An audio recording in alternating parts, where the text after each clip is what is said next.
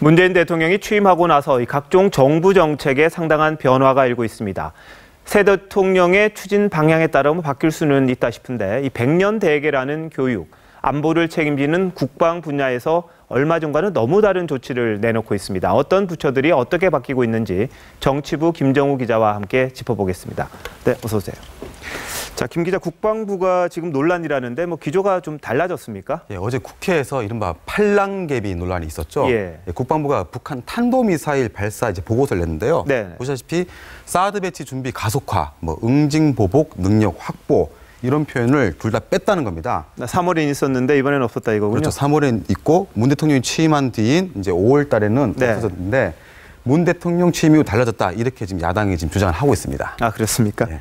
자, 그럼 외교부도 비슷한 움직임이 있을 것 같네요. 예, 비슷한 시기에 정부 성명을 내놨습니다. 예. 기존에 사용되던 대북 제재 이행, 징벌적 조치 이런 네. 것들이 사라지고요. 예. 대신 대화 촉구라는 표현이 들어갔습니다. 예. 그리고 북한의 위협이라는 단어는 도전이라는 표현으로 지금 바뀌었습니다. 아. 물론 이제 이 도전이라는 표현은 과거 정부에서도 사용한 적이 있긴 합니다. 아, 그렇습니까? 예.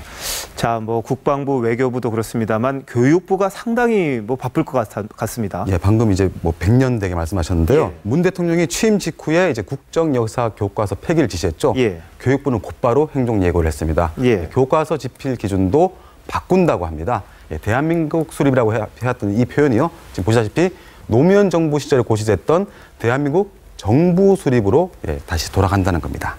지난해 국정교과서 나왔을 때 상당히 논란되지 않았습니까? 이 표현이라는 게 말이죠. 근데 그때 당시 아마 교육부가 이 대한민국 수립이라는 표현은 바꿀 수 없다. 이렇게 말했던 것 같은데 참 빨라졌네요. 예, 그렇습니다. 그리고 다른 기관도 지금 잔뜩 몸을 지금 낮추고 있습니다. 예. 그 인사혁신처는 문 대통령이 세월호 사고로 숨진 그 기간제 교사의 네. 순직을 인정하라 이렇게 지시를 하니까 예. 5시간 만에 즉각 절차를 밟겠다고 했습니다. 네. 그러면 이렇게 금방 될 거면 왜 인사혁신처가 지난 3년 동안 줄곧 불가능하다고 이제 입장만 내놨나는 이제 그런 지적이 나오고 있습니다. 글쎄요. 이런 거 같으면 순식간에 바꿀 수도 있었다면 지난번에 했었으면 훨씬 좋았겠다 싶은 생각이 드는데 좀 그렇습니다. 예, 속도를 내는 거는 좋은데 네. 그러면 진작에 하지라는 그러니까요. 원칙이 있었으면 거기에 맞춰서 했으면 될 텐데 이렇게 정보가 바뀌었다고 이렇게 잘 되는지 모르겠습니다. 그렇습니다.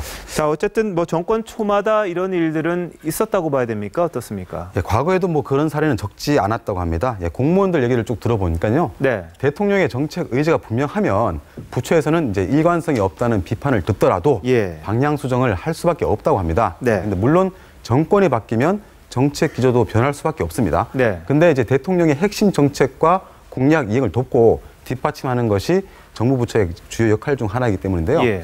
하지만 바로 한 달 전까지 절대 안 된다고 하던 일이 어느 순간 당연히 해야 하는 일로 너무 쉽게 뒤바뀐다면 네. 국민이 정부의 말을 신뢰하기가 어려울 수가 있죠. 그래서 정부가 정책 기조를 바꾸더라도 일정한 원칙과 절차 그리고 납득할 만한 명분은 제시해야 하지 않겠느냐 이런 지적이 나오고 있습니다. 네, 모든 일이 법치가 우선인데 법이 다스리는 나라가 돼야 된다는 건 다들 공감하지 않겠습니까? 이런 부분에서 한번 좀 짚어보긴 해야 될 것 같네요. 네, 고맙습니다.